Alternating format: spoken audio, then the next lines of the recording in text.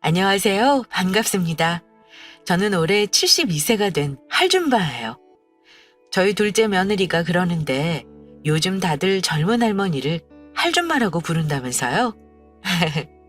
저도 젊은 할머니이고 싶은 욕심에 익명이고 얼굴도 안 보이니 할줌마라고 절 소개해봤습니다. 사실 이건 지금 저희 둘째 며느리가 타자를 쳐주고 있어요. 저는 옆에 앉아서 불러주고 있고요. 요즘 할머니들은 다 컴퓨터도 잘하고 스마트폰도 잘 쓰고 한다는데 전 평생 떡집에서 떡만 만들던 사람이라 그런가 영 어렵네요. 그래도 요즘은 손주들 덕분에 스마트폰 사용법도 익히고 얼마 전엔 커피숍에 가서 키오스크도 이용해 계산도 해봤습니다. 더불어 적립이란 것도 했고요. 그래도 아직 컴퓨터는 많이 어렵긴 합니다. 요즘은 나이 든 노인들도 다 컴퓨터도 쓰고 한다는데 전 그쪽으론 영 젬병이에요. 사실 겁이 많은 성격 탓도 있겠지만 평생을 꼬장꼬장한 남편 옆에서 길을 못 펴고 살던 습관이 아직 남아서 뭔가 새롭게 도전한다는 것, 그리고 도전하는 도중 실수하는 것을 두려워하는 게 아닌가 싶기도 하네요. 제 남편은 5년 전 병으로 먼저 세상을 떠났어요. 제가 이렇게 욕을 하긴 해도 남편이 제게 참 잘했어요. 가부장적이고 무뚝뚝한 남자이긴 했지만 나름 세심하고 다정하고 무엇보다 평생 한눈 한 번 안 팔고 저만 바라보면서 살던 남자였어요. 아들 둘 키우면서 고생도 참 많이 했고요. 그래서 남편이 제 앞으로 물려주고 간 재산이 좀 있어요. 오늘은 제가 이 재산과 죽은 남편에 얽힌 저의 신기한 경험을 좀 들려드릴까 하고 이렇게 둘째 며느리에게 대피를 신청하게 되었습니다. 제가 워낙 자주 보던 채널이라 그런지 좀 긴장되긴 하네요. 이 사연이 뽑힐지 뽑히지 않을진 모르겠지만 최대한 재미있게 이야기를 한번 해보도록 하겠습니다. 말주변이 없는 저를 너그러이 이해해 주시고 들어주시면 감사하겠습니다. 저는 25살에 남편과 결혼했어요. 흔한 중매로 만났는데 남자가 인물은 별론데 참 성실하더라고요. 그런 남편의 성실함 하나 믿고 전 두 번째 만남에서 결혼을 결심하게 되었죠. 남편은 그때 당시 방앗간을 했어요. 꽤 잘 사는 집 아들이었던 남편의 부모님이 결혼하고 차려주신 거였죠. 규모는 작았지만 남편은 꽤 성실했습니다. 저희 부부는 새벽 4시에 일어나 방앗간으로 출근했고 늦은 밤이 되어서야 집으로 돌아왔어요. 방앗간에 작은 부엌을 두고 아침, 점심, 저녁을 거기서 해결할 만큼 저희 둘은 참 열심히 살았죠. 두 사람이 궁합이 잘 맞았는지 운대가 잘 맞았는지 처음엔 작은 방앗간으로 시작했던 구멍가게를 조금 넓히게 되고 나중엔 떡집을 겸하게 되고 떡집이 입소문이 나면서 그 주변 지역에선 꽤 이름 있는 떡집으로 자리 잡아갔습니다. 소규모의 떡집은 곧 큰 상가 한 채를 통째로 쓸 만큼 커졌습니다. 평일 주말 할 것 없이 밀려드는 주문에 가게는 북적였고 저희 부부는 건물을 올릴 만큼 많은 돈을 벌게 되었죠.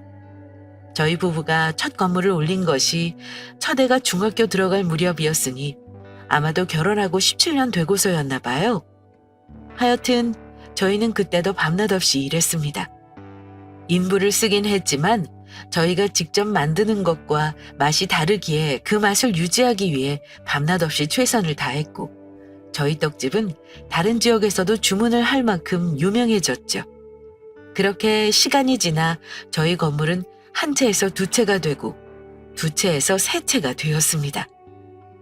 그렇게 고생을 하는 사이에 저희 부부 사이는 어땠냐고요? 성실함이 장점이었던 남편은 참 많은 단점을 가진 사람이었습니다. 낭만적이거나 자상하다거나 하는 것은 기대도 못했고요. 아침엔 일어나면 물을 떠다 받쳐야 했고 삼시세끼 꼭 갓 지은 쌀밥을 대령해야 했어요. 그렇게 아침 저녁으로 고생한 부인에게 고맙다는 말, 수고했다는 말, 피곤하지라는 따뜻한 위로 한번 건넨 적 없는 정말 가부장 그 자체인 남자였죠. 지금 생각하니 그래 다른 사람들처럼 밖에서 술 안 먹고 바람 안 피우는 게 어디냐 하며 그 무뚝뚝함을 참고 살았던 세월이 참 기네요. 그런데 남편은 제가 원하지도 생각지도 않던 방법으로 그 긴 세월을 보상해 주었습니다.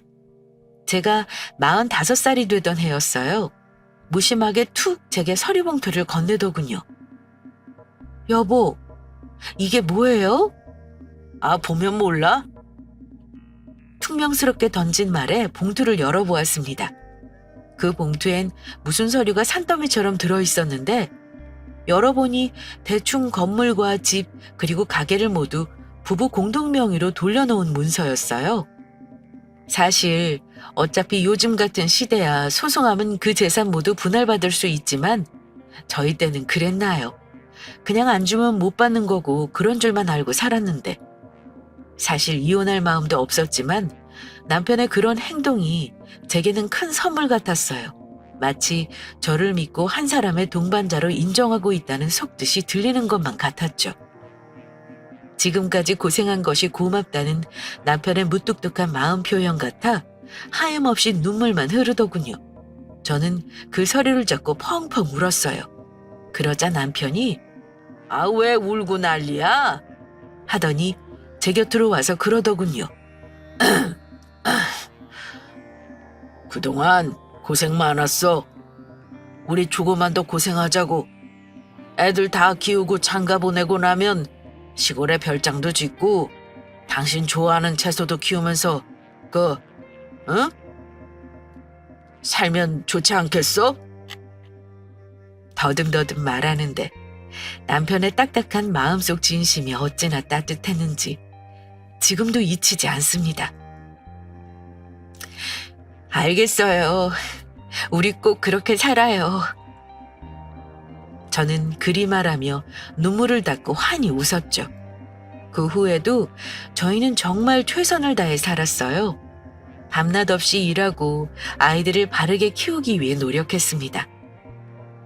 그렇게 시간이 흘렀고 장성한 두 아들은 1년 텀을 두고 나란히 결혼하게 되었어요. 첫째 며느리는 똑부러졌어요. 꽤 똑똑하고 야무진 구석이 있는 아이였어요. 워낙 배운 것도 많고 아는 것도 많은 아이였는데 성격은 좀 여우 같은 면이 있었죠. 가끔 와서 애교도 피우고 뭐 사달라고 어리광도 떨고 마치 막내딸같이 살가운 구석이 있는 애였어요.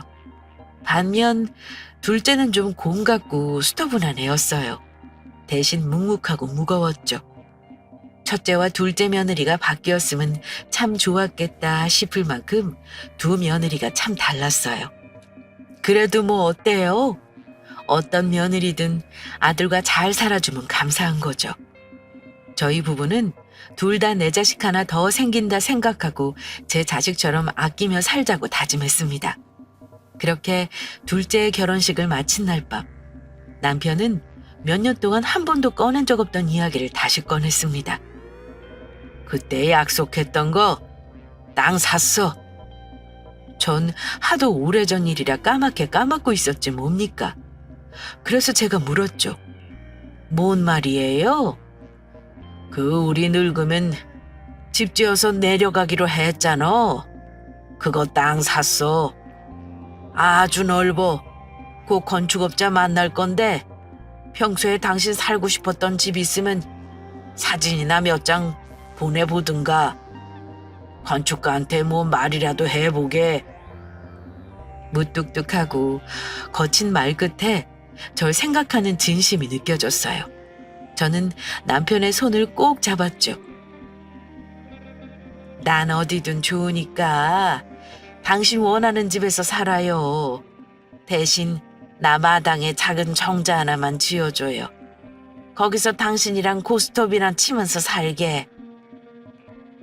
남편은 쑥스러운 듯이 웃더니 그러더군요. 지금까지 고생 많았네.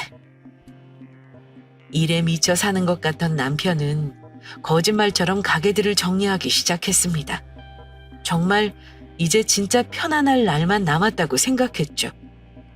그런데 불행은 꼭 가장 행복하기 직전에 찾아오더군요. 바로 남편의 대장암 소식이었어요. 병원에선 손쓰기엔 너무 늦었다는 말이 돌아왔습니다.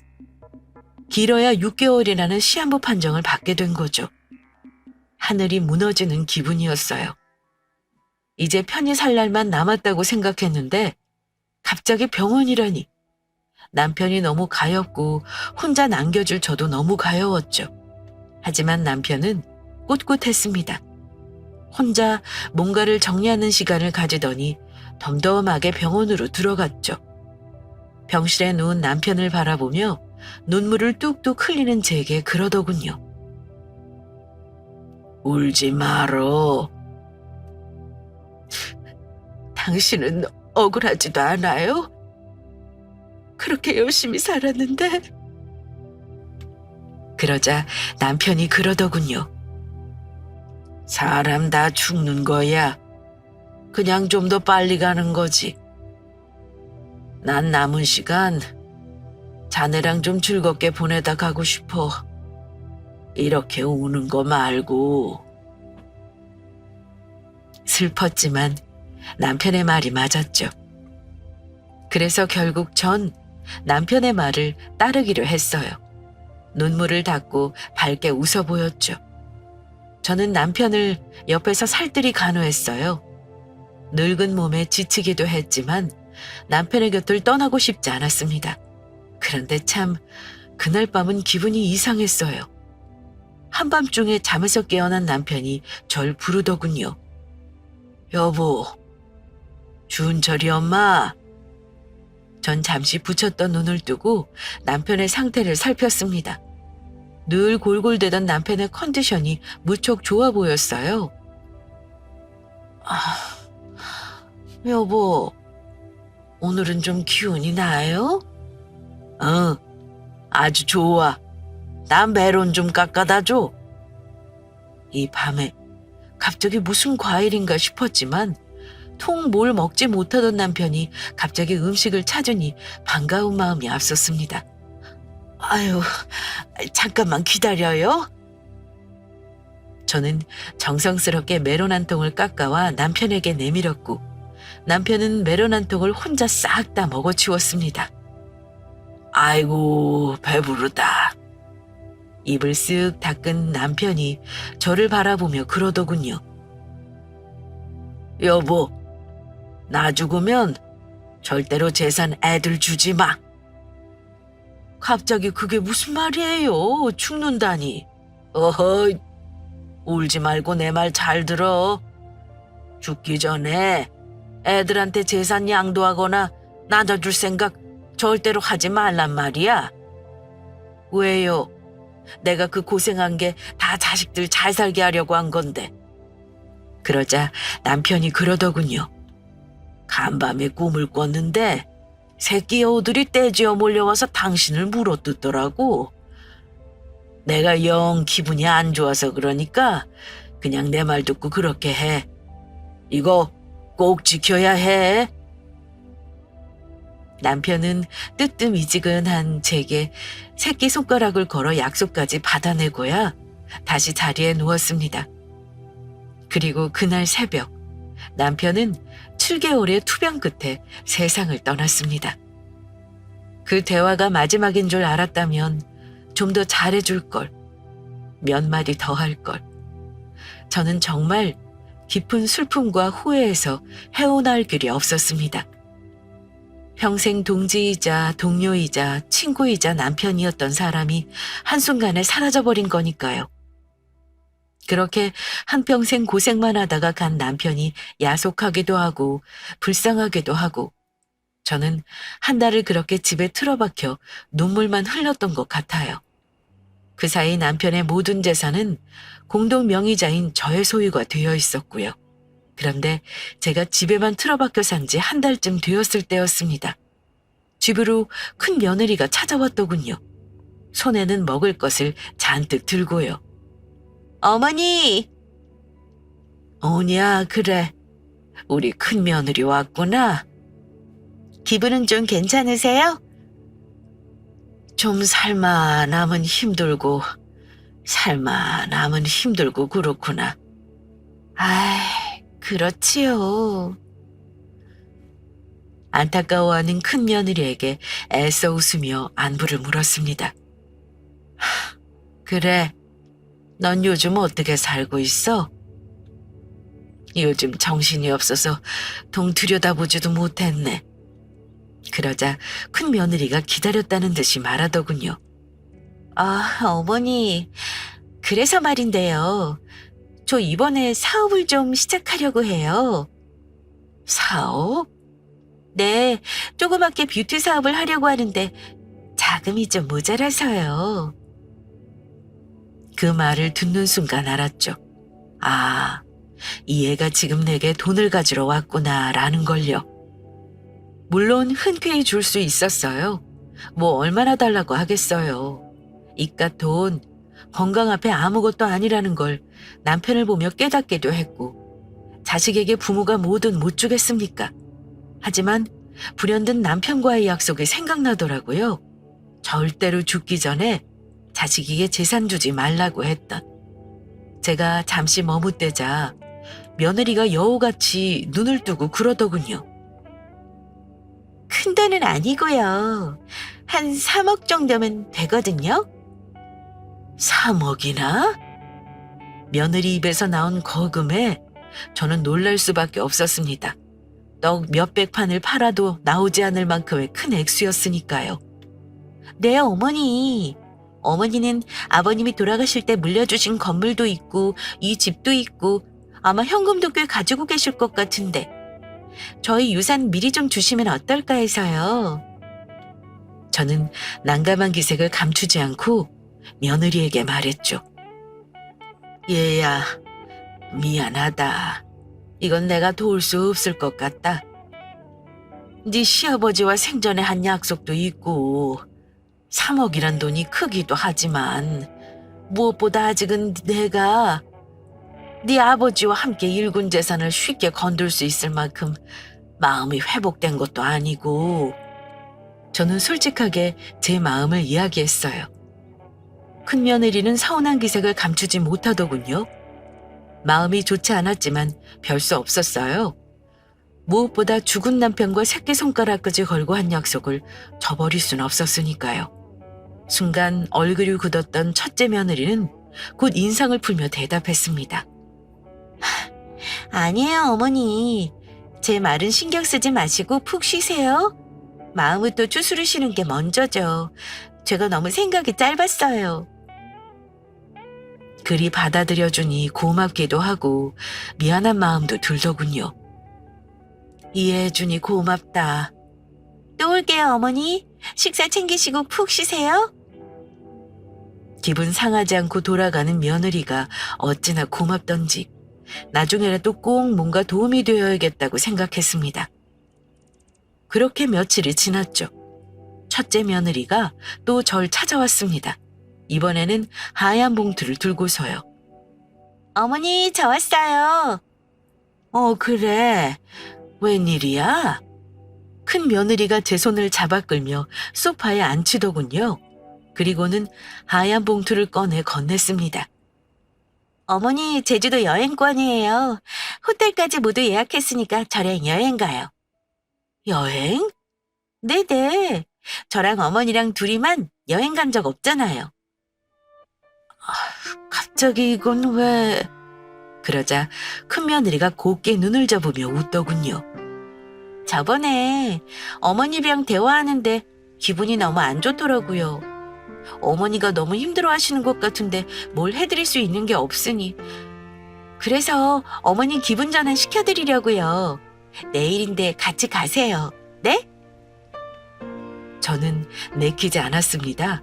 사실 남편과 사별한 지 채 한 달밖에 되지 않아 여행이라니. 좋은 것을 보고 맛있는 것을 먹으며 웃고 싶은 기분이 아니었죠. 어머니, 저랑 가요. 네? 네? 그러나 큰 며느리의 마음은 무시할 수가 없었습니다. 그래서 흔쾌히 허락했죠. 그래, 그러자꾸나. 그렇게 3일 후 주말에 함께 여행 가기로 하고 큰 며느리가 돌아갔어요. 그런데 참 그날 제가 바빴습니다. 왜냐하면 둘째 며느리가 찾아온 거였어요. 늘 묵묵하고 말이 없는 둘째가 왔길래 전 또 반갑게 맞았죠. 그래 아가. 어머니 하며 들어오는 며느리의 표정이 좋지 않더군요. 무슨 일 있니? 아니요. 어머니 잘 계시나 보러 왔어요. 그리 살가운 아이도 아니고 말도 없는 아이가 집에 찾아와 멀뚱히 앉아있더군요. 뭐 마실 거라도 줄까? 아니요. 어머니 할 거 하세요. 하면서요. 저는 좀 불편하기도 하고 당황스럽기도 했지만 그러려니 했습니다.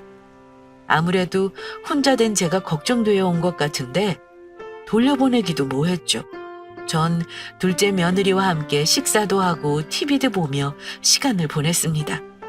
둘째는 그날 절 가만히 바라보고 쳐다보고 뭔가 관찰하는 것 같다가 밤늦게야 자리에서 일어섰습니다. 이제 가볼게요, 어머니. 그래, 종종 놀러와. 네, 근데 어머니 뭔가 할 말이 있는 것처럼 망설이더군요. 그래. 뭐 할 말 있니? 둘째 며느리는 한참을 뜸을 들이다 힘겹게 입을 열었어요. 다른 건 아니고요. 형님이요. 형님? 첫째 말이니? 네, 형님 좀 조심하세요. 그게 무슨 소리야? 하다가 큰 며느리가 얼마 전에 제게 돈을 빌리러 왔던 게 생각나더군요.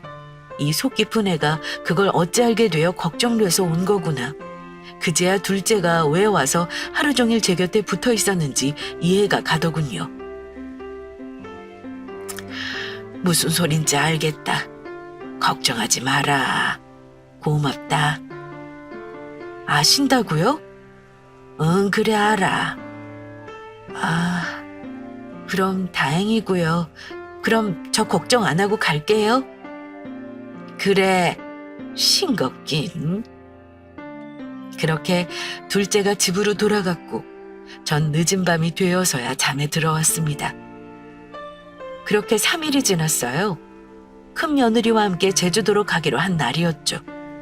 곱게 차려입은 큰애가 절 데리러 집 앞까지 왔더라고요. 그렇게 전 큰 며느리와 제주도 여행을 했어요. 물론 마음 한쪽이 무척 무겁고 불편했지만 티를 내지 않았습니다. 오히려 더 웃고 즐겁게 시간을 보냈죠. 이렇게까지 신경 써준 며느리에게 고마운 마음에서였습니다. 이틀간의 여행을 잘 마치고 돌아왔어요. 큰 며느리는 아쉽다며 집에서 함께 잠을 자겠다고 하더군요.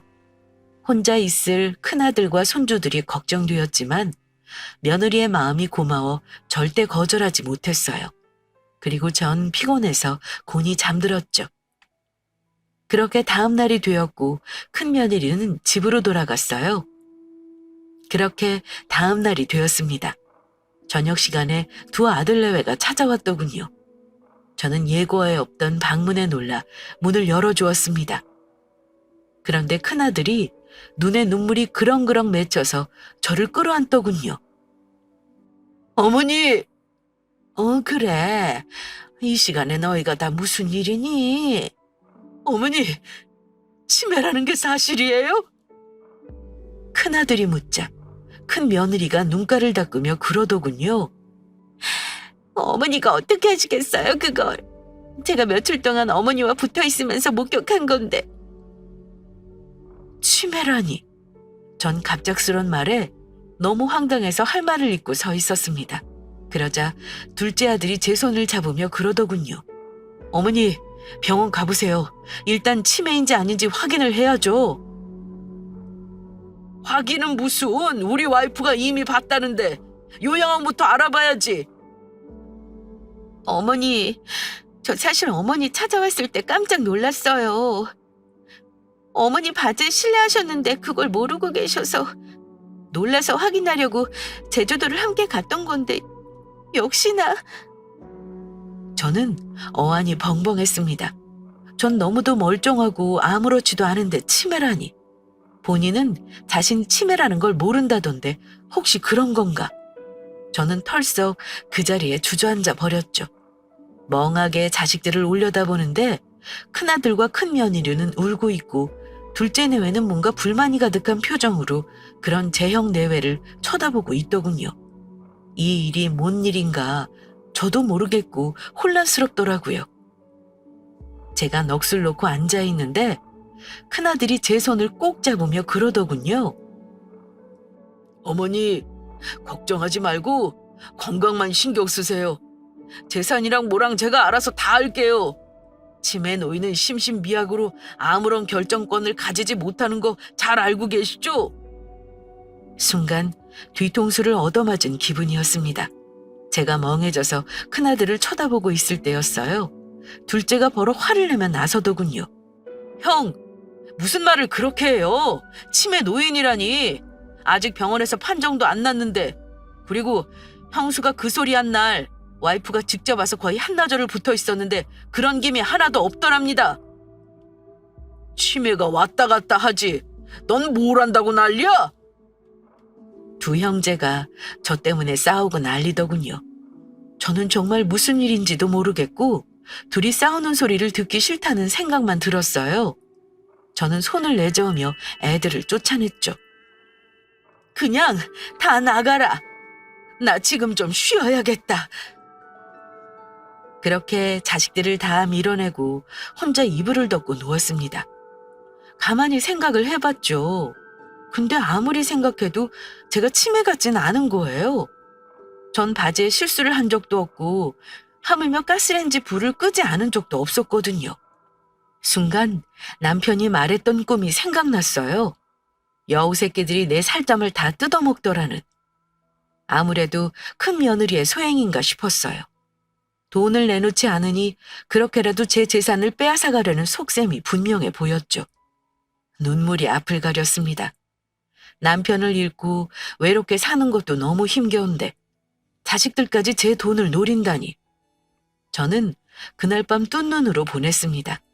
날이 밝자마자 남편이 유골이 안치된 납골당으로 향했죠.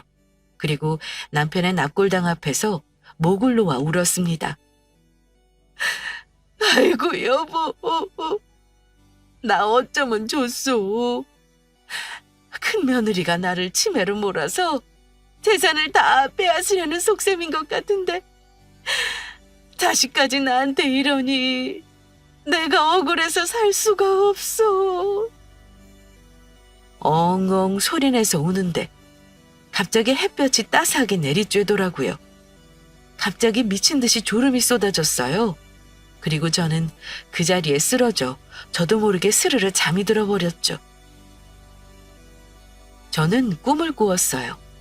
남편이 짓겠다던 양평 집터였는데 집이 모두 완성되어 지어져 있더군요. 남편에게 제가 부탁했던 정자도 앞에 예쁘게 지어져 있었고요. 제가 너무 좋아서 신이 나서 뛰어갔더니 남편이 거기서 화투를 들고 앉아 있더라고요. 왜 이렇게 늦었어? 빨리 와서 배 돌려. 알았어요. 저는 열심히 패를 돌렸고 접전 끝에 남편에게 맞고를 이기고 말았습니다. 꿈인데도 어찌나 기분이 좋던지 신이 나서 남편을 약 올리듯 말했죠. 아이고 여보, 이것도 못해요? 내가 이겨버렸네. 어떡해. 소원이라도 하나 들어줘야겠는데. 이 여자가. 버럭 약이 올라 화를 내던 남편이 쩝 입맛을 다시며 제게 묻더군요. 그래, 소원이 뭔데?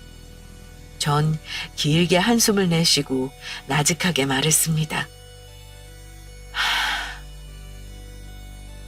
나 당신 따라가게 해줘요. 그러자 남편이 버럭 불같이 화를 내더라고요.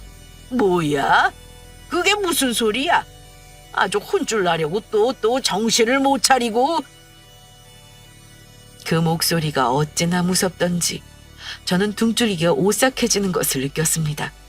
저는 한탄하듯 바닥을 쳤습니다. 정말 울분에 못 이겨 눈물을 뚝뚝 흘리며 말했죠. 아이고 여보, 난 당신이랑 같이 있고 싶어서 그렇지. 자식들이 나를 재산 때문에 치매로 몰고 가는데 그럼 난 어떻게 살아야 해요? 진짜 난 앞으로 어찌해야 되냐고요?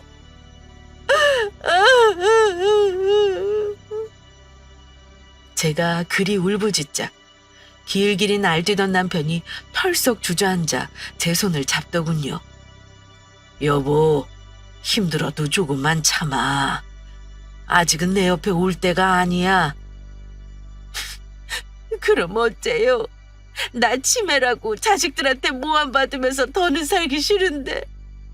다 묘수가 있지. 남편의 말에 번쩍 눈이 뜨이더군요. 묘수요? 그럼. 그리 말하며 웃는 남편이 제 귀에 대고 무언가를 속삭였습니다. 제가 잠에서 깨어난 건 그때였어요. 눈을 떠 주변을 둘러보니 남편도 정자도 사라지고 제가 아까 울며 지쳐 잠든 남편의 유골함이 앞이었어요. 저는 눈물이 맺힌 눈으로 남편의 유골함을 쳐다봤죠. 여보, 당신이 알려준 대로 한번 해볼게요. 저는 그 길로 서울의 큰 병원으로 향했습니다. 그리고 남편이 말해준 의사 선생님을 찾았죠. 잠시 앉아 기다리고 있는데 흰 가운을 입은 중년 남자가 저를 발견하고 뛰어오더군요. 아이고, 형수님 오셨어요? 저를 반갑게 맞아주는 의사 선생님의 얼굴이 낯익었어요. 바로 남편의 고등학교 후배였어요. 그렇게 자주 보고도 이렇게 큰 병원의 의사인 줄은 꿈에도 몰랐는데 저는 놀라 눈을 키웠습니다. 그리고 곧 제가 찾아온 이유를 말했죠. 저 치매가 아니라는 진단서를 받고 싶어요. 그건 왜요? 쓸 곳이 있어서요. 꼭 좀 부탁드립니다. 제가 의사 선생님의 손을 꼭 잡고 간곡히 말하자 의사 선생님이 웃으며 말했죠. 형수님, 그건 너무 쉬워요. 그냥 검사만 하면 되는걸요. 오늘 곧바로 검사하고 제가 손 쓰면 오늘 내로 검사 결과지 받아보실 수 있어요. 저는 치매 검사를 마쳤고 설마 진짜 치매라도 걸렸을까봐 검사 결과가 나오는 내내 심장을 졸였습니다. 하지만 검사 결과지는 당연히 예상한 바였죠. 전 치매가 아니었고 아주 정신이 건강하다는 결과가 나왔죠. 전 검사지를 들고 그 길로 변호사 사무실로 향했습니다. 제 손에는 인감도장과 건물계약서가 들려 있었어요. 제가 사무실에 도착해 앉아있는데 둘째 며느리와 아들이 헐레벌떡 뛰어오더군요. 어머니, 어디 다녀오신 거예요? 나 잠깐 바람 좀 쐬고 왔다. 여기 앉아라. 전 침착하게 놀란 둘째 아들 내외를 앉혔습니다. 그리고 건물 세 채의 명의를 둘째의 앞에 물려주겠다는 내용에 사인했죠. 그리고 남편이 남기고 간 부동산 중 아파트 한 채 그리고 양평 땅만이 제 앞으로 남은 상태였죠. 어머니, 이걸 왜 갑자기... 둘째네는 갑작스런 제 결정에 무척 놀란 기색이었습니다. 저는 꿈속 남편의 말을 다시 상기했죠. 둘째네는 애들이 약지 않고 착해. 게다가 애들이 강단도 있지. 내가 첫째를 염두에 두고 절대로 유산 주지 말라고 한 거야. 그러니까 재산은 우리 둘째에게 다 넘겨. 첫째네 하는 꼴을 보니 이번 일 잘 넘어가도 당신 계속 괴롭힐 것 같아. 남편의 말을 떠올리며 저는 며느리를 향해 입을 열었습니다. 너 그날 나보러 집에 와서 할 일 없이 있다간 그날 말이야. 네, 어머니. 그날 혹시 나 치매 걸렸는지 아닌지 확인하러 왔니? 그러자 둘째 며느리가 고개를 푹 숙이며 몸둘 바를 몰라 하더군요. 저는 둘째 며느리의 등을 토닥이며 말했습니다. 괜찮으니 솔직하게 말해봐. 그러자 며느리는 그제야 사실을 이실직고하기 시작했습니다. 어머니 혹여 상처받으실까 봐 조심스러워서 말씀도 못 드리고 저희도 소갈이 많이 했어요. 사실은 형님이 절 찾아오셨더라고요. 어머니 치매 걸리셨다고. 집에 찾아갔는데 자기를 알아보지도 못하고 막 우시는데 처음엔 저도 놀랐어요. 그런데 아무래도 이상한 거예요. 정정하시던 어머니가 갑자기 치매라니. 전조 증상도 없었는데 그럴 리가 없을 것 같고 평소 형님 성격을 제가 모르는 것도 아니고 아무래도 이상해서 제가 직접 확인하러 갔던 거예요.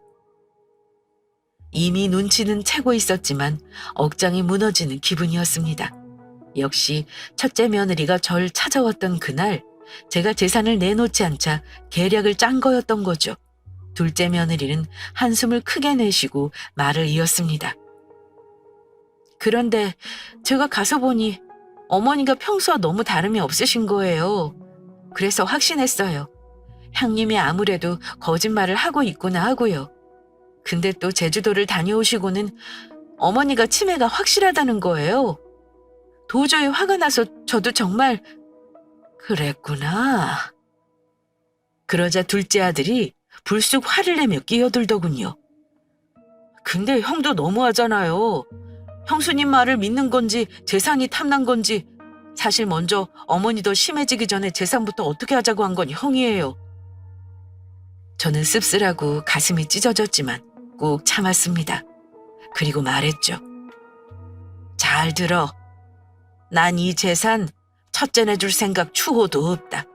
다 너희 물려주고 죽을 거야. 대신 조건이 있다. 첫째네에겐 내가 치매에 걸리지 않았다고 말하지 말고 아는 체 하지 마라. 어머니, 돌아가신 것도 아닌데 무슨 재산을 주세요. 저희 싫어요. 잔말 말고 받아.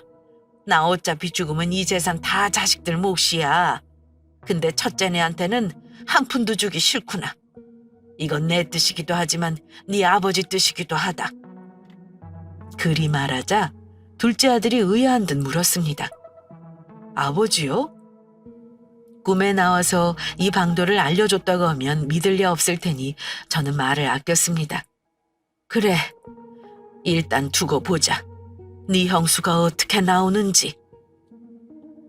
그렇게 시간이 흘렀습니다. 그리고 아니나 다를까 며칠 후 변호사 사무실에서 연락이 왔습니다. 첫째 아드님 부부 오셨어요. 어머니가 치매 걸려서 심신미약 상태라 유산 상속을 하지 못하는 상황이라고. 둘째네에게 넘긴 부동산 무효 처리해야 한다고 왔네요. 전화를 받은 저는 놀라지 않을 수가 없었어요. 정말 꿈속 남편의 말대로 일이 진행되고 있었어요. 남편의 꿈속 목소리가 귓가에 들리는 것 같았죠. 우선 내 후배가 있는 병원에 가서 치매가 아니라는 진단서를 받아. 그게 제일 먼저여야 해. 그리고 곧장 재산을 둘째에게 상속해. 아파트랑 양평 땅은 남겨두고 당신도 살 곳은 있어야 하지 않겠어? 그리고 나면 며칠 후에 첫째네가 들고 일어날 거야. 그럼 그때 치매 진단서 들고 나타나. 그리고 모든 게 남편 말대로 되었습니다. 세상에, 기가 막히더군요. 정말 모든 것이 꿈속 남편의 말한 대로 흘러간다니 신기할 따름이었습니다. 기다렸던 바였죠. 저는 자리에서 일어서 그 길로 변호사 사무실로 향했습니다. 사무실에서는 첫째 며느리의 고성이 들리고 있었어요. 아니, 치매 걸린 노인이 유산 상속한다고 하는데 그걸 덥석 공중해 주시면 어떻게 해요? 네? 심신미약 상태에 맺어진 계약은 무효 처리돼야 한다고요. 변호사니까 잘 아실 거 아니에요? 저는 며느리의 목소리를 들으며 사무실로 들어섰죠. 그리고 나지막한 음성으로 말했습니다. 너희 여기 있었구나?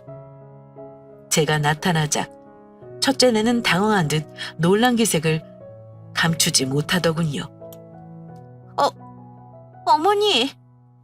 저는 당당하게 걸어갔습니다. 그리고 며느리와 아들을 내려다보며 말했죠. 내가 치매에 걸린 심신미약 상태면 유산 상속이 무효가 된다고? 그러자 첫째 며느리가 울상이 되어 그러더군요. 네, 어머니. 솔직히 너무하세요. 어떻게 치매에 걸리셨다고는 해도 그 많은 재산은 둘째네만 주실 수 있으세요? 저 사업한다고 돈 필요하다 때는 그렇게 매몰차게 딱 자르시더니 저는 황당해서 웃음이 나왔습니다. 그래서 제가 말했죠. 그래서 내가 치매에 걸렸다고 거짓말했니? 네? 어머니가 잘 모르셔서 그러나 본데 그거 거짓말 아니에요. 어머니 저 기억도 못하시고 바지기까지 실례하시는 걸 똑똑히 봤다고요.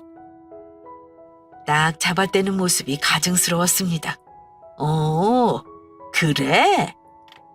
전 여유롭게 웃으며 병원에서 미리 떼놓은 서류를 내놓았습니다. 그런데 어쩌니? 나 치매가 아닌데. 치매는 네가 걸린 것 같구나. 제가 확인서를 내밀자 첫째 며느리 얼굴이 사색이 되더군요. 너 날 아주 우습게 본 모양인데? 전 변호사님을 불렀습니다. 저 변호사 양반. 네, 말씀하십시오. 내가 무식해서 모르는데 며느리가 내 재산 노리고 날 치매로 몰고 간 이 사건 형사처벌 대상입니까? 재산 편취 목적으로 행해진 거짓말은 사기죄에 해당합니다. 들었니? 사기죄에 해당한단다. 제가 그리 말하자 큰아들과 큰며느리는 그제서야 제 앞에 납죽 엎드려 싹싹 빌더군요. 어머니, 죄송해요. 제가 잘못했어요. 한 번만 봐주세요, 네?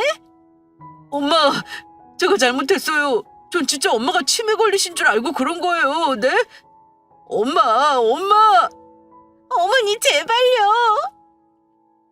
그리 싹싹 제 앞에서 비는 모습에 마음이 약해졌습니다. 제가 아무리 그래도 어떻게 자식을 사기죄로 고소하겠어요? 하지만 그냥 넘어갈 일은 아니었습니다. 아이들을 다시 보고 싶은 마음도 들지 않았고요. 난 둘째네 재산 모두 물려주고 싶다는 마음 변함없다. 너희 다신 보고 싶지 않으니까 내 앞에 다신 나타나지 마. 앞으로 어떤 일이 있어도 니들에겐 국물도 없으니까. 그리 말하고 변호사 사무실을 나왔습니다. 사실 한편으론 시원하고 한편으론 속이 쓰리더군요. 꿈에 나타난 남편의 묘책 덕분에 저는 제 재산과 저를 지킬 수 있었던 거예요. 정말 고맙고도 신기한 일이 아닐 수 없었어요. 그렇게 저의 치매 사건은 일단락되었고 첫째네는 아직도 한 번씩 저희 집 앞에 찾아와서 싹싹 빌며 울다 가고는 했어요. 지금도 그렇고요. 가끔 제가 마음이 약해질 때면 아직도 남편이 제 꿈에 찾아와요. 그리고 말하죠. 여우 새끼들한테 살 뜯어먹길 생각하지 말고 마음 단단히 먹어. 그럼 전 대꾸해요. 그래서 난 당신 곁에 언제 갈 수 있는데요? 그럼 남편이 그러죠. 내가 당신한테 못해준 게 해주고 싶은 게 너무 많았는데 눈을 감았어. 그거 다 하고 둘째한테 대신 다 받고 오려면 아직 한참 멀었어. 당신은 누릴 거 다 누리고 천천히 와. 늘 저는 베개를 적시며 잠에서 깨어난답니다. 그런데 얼마 전에 남편이 또 꿈에 나왔어요. 양평집이었는데 정원이 아주 예쁜 꽃이 피었더라고요. 거길 거닐던 남편이 절 바라보며 환히 웃으며 그러더군요. 이 꽃이 당신을 닮아 아주 예뻐. 봄 가기 전에 한번 보러 와. 그날 저는 꿈에서 깨어나자마자 둘째 며느리의 차를 타고 그날 양평부지로 향했습니다. 그리고 도착한 양평부지에서 놀라운 것을 보고 맙니다. 언제부터 지었던 건지 다 지어진 새 집이 눈앞에 있었어요. 제가 가지고 싶다던 정자도 아주 예쁘게 잘 지어져 있었고요. 눈물이 앞을 막았습니다. 제가 흐르는 눈물을 주체하지 못하고 입을 틀어막을 때였습니다. 막 공사를 마무리하고 집 밖으로 나오던 건축가가 절 보고 아는 체를 하더군요. 사모님 맞으시죠? 네. 절 어떻게 아세요?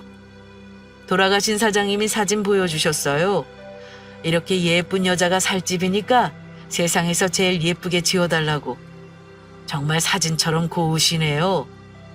저는 그 자리에 주저앉았습니다. 늘 무뚝뚝하고 마음 표현에 서툴던 남편의 진심을 이렇게 죽고 나서야 뼈저리게 느끼게 될 줄은 정말 몰랐거든요.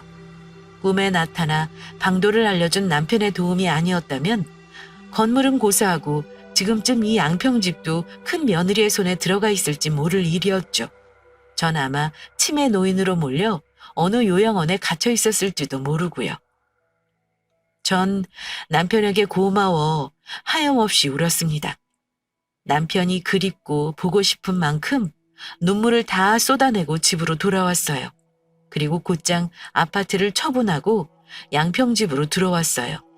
여긴 옆에 냇가도 있고 앞엔 텃밭도 있고 이웃 주민들도 재미있어 외롭지 않게 잘 지내고 있어요. 일주일에 한 번 절 잊지 않고 찾아와 주는 저희 둘째네도 있고요.